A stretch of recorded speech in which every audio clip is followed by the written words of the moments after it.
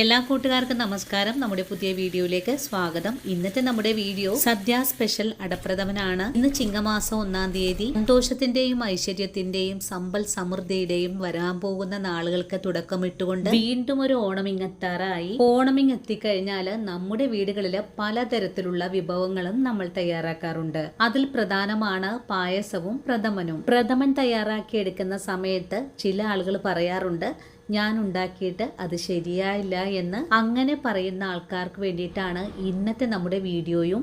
നമ്മൾ ഇന്ന് വളരെ എളുപ്പത്തിൽ ഉണ്ടാക്കുന്ന അടപ്രഥമനാണ് കാണിച്ചു തരുന്നത്.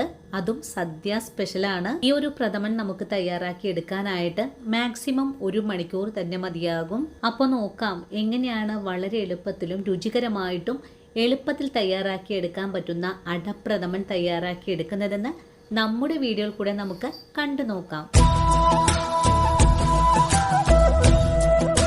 ഇനി നമുക്ക് അടപ്രഥമൻ തയ്യാറാക്കാൻ തുടങ്ങാം. ഇതിനായിട്ട് ഞാനിവിടെ 200 ഗ്രാം അളവിലാണ് അടയെടുത്ത് വെച്ചിട്ടുള്ളത്. പാലട തയ്യാറാക്കാനും അടപ്രഥമൻ തയ്യാറാക്കാനും എടുക്കുന്ന അട രണ്ടും രണ്ടാണ്. പാലട തയ്യാറാക്കുമ്പോൾ അല്പം ചെറിയ അടയും, പ്രഥമൻ തയ്യാറാക്കാനായിട്ട് നമുക്കിതുപോലെ വലിയ അടയാണ് ആവശ്യമായിട്ടുള്ളത്. ഇനി നമുക്ക് ഈ അട നല്ലോണം കഴുകിയതിന് ശേഷം ഒന്ന് വേവിച്ചെടുക്കണം. കഴുകിയെടുക്കുന്നതിനായിട്ടൊരു പാത്രത്തിലേക്ക് മാറ്റാം.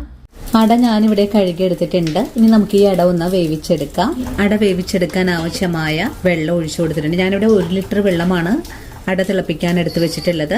ഇനി വെള്ളം ഒന്ന് നല്ലോണം തിളച്ച് വരട്ടെ. ഇപ്പോൾ നമ്മുടെ വെള്ളം ഒന്ന് ചൂടായൊക്കെ തുടങ്ങിയിട്ടുണ്ട്. ഇനി നമുക്കിതിലേക്ക് അട ചേർക്കാം. അട മുഴുവനും വാരിയിട്ട് കഴിഞ്ഞാൽ നല്ലോണം ഒന്ന് ഇളക്കി യോജിപ്പിച്ച് കൊടുക്കാം.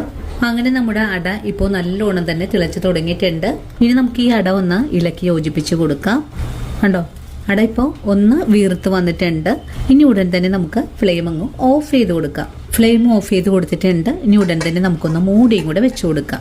ഇതൊരു 10 മിനിറ്റ് നേരം ഇതുപോലെ തന്നെ ഇരിക്കട്ടെ. അങ്ങനെ ഒരു 10 മിനിറ്റ് നേരം മൂടി വെച്ച അട നമുക്കൊന്ന് തുറന്ന് നോക്കാം. ഇനി നല്ലോണം ഒന്ന് ഇളക്കി കൊടുക്കാം. വെന്ത് വന്നിട്ടുള്ള അട നമുക്കൊന്ന് നെക്കി നോക്കണം. ഇങ്ങനെ നെക്കി നോക്കുമ്പോൾ രണ്ടായിട്ട് പിളർന്നു പോവുകയാണെങ്കിൽ അട വെന്തിട്ടുണ്ട് എന്നാണ്.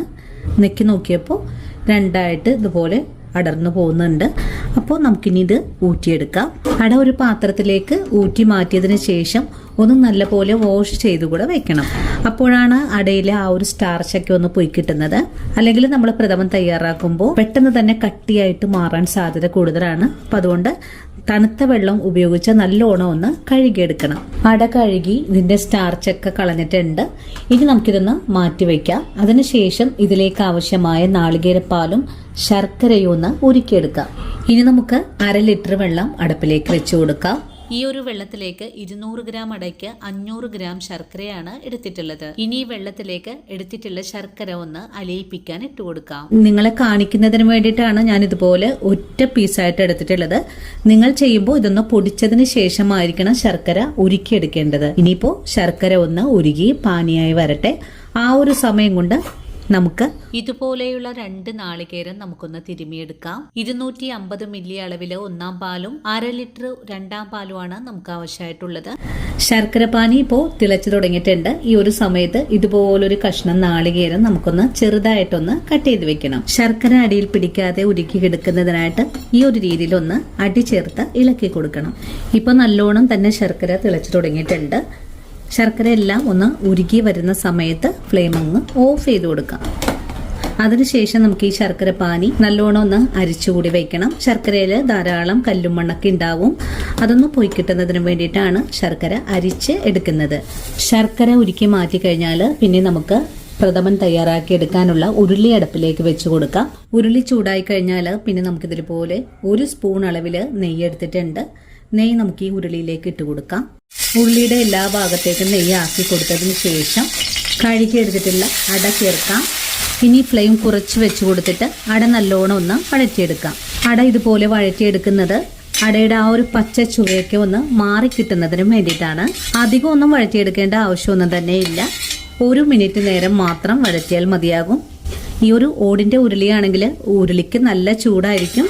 അതുകൊണ്ട് ഫ്ലെയിം കുറച്ച് വെച്ച് കൊടുത്തിട്ട് വേണം നമുക്ക് ഇതുപോലെ ഒന്ന് ഇളക്കി യോജിപ്പിച്ചെടുക്കാനായിട്ടും. നമ്മൾ വേവിച്ചെടുത്തിട്ടുള്ള അടയുടെ പാകം കറക്റ്റ് ആയിട്ടുള്ളത് കൊണ്ട് നമ്മളിതുപോലെ വഴറ്റുമ്പോൾ ഇങ്ങനെ പൊടിഞ്ഞൊന്നും പോകുന്നില്ല. അതുപോലെ ഇതിലെ സ്റ്റാർച്ചൊക്കെ ഒന്ന് നല്ലവണ്ണം കഴുകി കളഞ്ഞിട്ടുള്ളത് കൊണ്ട് തമ്മിൽ ഇങ്ങനെ ഒട്ടിയൊന്നും പിടിക്കുന്നുമില്ല. ആ ഒരു രീതിയിലാണ് കേട്ടോ നമുക്ക് ആവശ്യമായിട്ടുള്ളത്. 1 മിനിറ്റ് നേരം വഴറ്റിയെടുത്തിട്ടുണ്ട്. ഇനി ഇതിലേക്ക് നമുക്ക് ശർക്കര പാനിയാണ് ഒഴിച്ചു കൊടുക്കേണ്ടത്. അതുപോലെ നമ്മൾ ഈ അട വേവിച്ചെടുക്കുമ്പോൾ നമ്മുടെ കൈകൊണ്ട് നെക്കി നോക്കുമ്പോൾ നല്ലതുപോലെ പൊടിഞ്ഞു വരുന്ന പാകത്തിലേക്ക് ആയി വരുമ്പോഴാണ് അട ഊറ്റിയെടുക്കേണ്ടത്. ഇനി നമ്മൾ ഇതിലേക്ക് മധുരം ചേർക്കാൻ പോവാണ്. മധുരം ചേർത്ത് കഴിഞ്ഞാൽ പിന്നെ അട വേവില്ല. അപ്പൊ ആ ഒരു കറക്റ്റ് ആയിട്ടുള്ളൊരു പാകം നിങ്ങൾ തെറ്റിക്കാതെ ചെയ്യേണ്ടതാണ് കേട്ടോ. അപ്പൊ നമ്മൾ ഇപ്പൊ പറഞ്ഞു തരുന്ന ഈ ഒരു കാര്യങ്ങളെല്ലാം തന്നെ നിങ്ങൾ നോട്ട് ചെയ്ത് വെക്കേണ്ടതാണ്. ഇനി നമുക്കിതിലേക്ക് ശർക്കര പാനി ഒഴിച്ചു കൊടുക്കാം. ഇനി ശർക്കരപ്പാനിയിൽ കിടന്നുകൊണ്ട് നമ്മുടെ അട നല്ലതുപോലെ ഒന്നുകൂടെ കുറുകിയ പാകത്തിലേക്കായി വരണം. ശർക്കരപ്പാനി ഒഴിച്ചു കഴിഞ്ഞാൽ പിന്നെ നമ്മൾ തിളക്കുന്നത് വരെ ഒന്ന് ഇളക്കി കൊടുക്കണം. കാരണം അട വഴറ്റിയെടുക്കുമ്പോൾ ആ ഒരു ചട്ടിയിൽ ഇങ്ങനെ വറ്റിപ്പിടിച്ചൊക്കെ ഇരിക്കും. അതൊക്കെ ഒന്ന് വെടിവിച്ച് കിട്ടുന്നത് വരെയുമാണ് നമുക്ക് ഇളക്കി കൊടുക്കേണ്ടത്.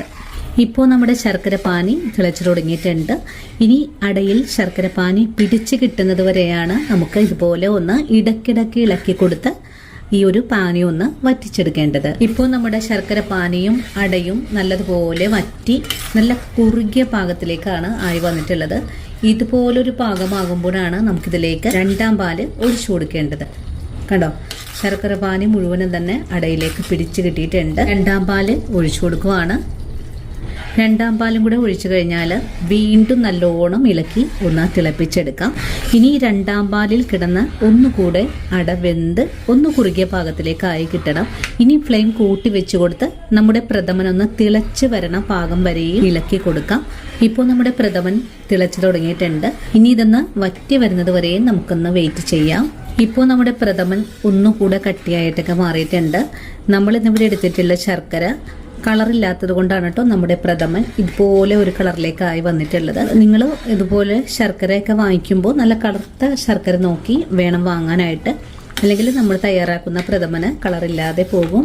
മാക്സിമം 1 മണിക്കൂർ മതി നമുക്ക് ഈ അടപ്രഥമൻ തയ്യാറാക്കിയെടുക്കാനായിട്ട്. അതും വളരെ രുചികരമായിട്ട് തന്നെ തയ്യാറാക്കിയെടുക്കാൻ സാധിക്കും. ഇനി ഫ്ലെയിം കുറച്ച് വെച്ചതിന് ശേഷമായിരിക്കണം നമുക്കിതിലേക്ക് 1ാം പാല് കൂടെ ചേർത്ത് കൊടുക്കേണ്ടത്. 1ാം പാല് ഒഴിച്ചു കൊടുക്കാം. 1ാം പാൽ ഒഴിച്ചു കഴിഞ്ഞാൽ ഇനി തിളപ്പിച്ചെടുക്കേണ്ട ആവശ്യമൊന്നും തന്നെ ഇല്ല. ഒന്ന് ഇളക്കി യോജിപ്പിച്ചെടുക്കുന്ന താമസം മാത്രമേ ഉള്ളൂ.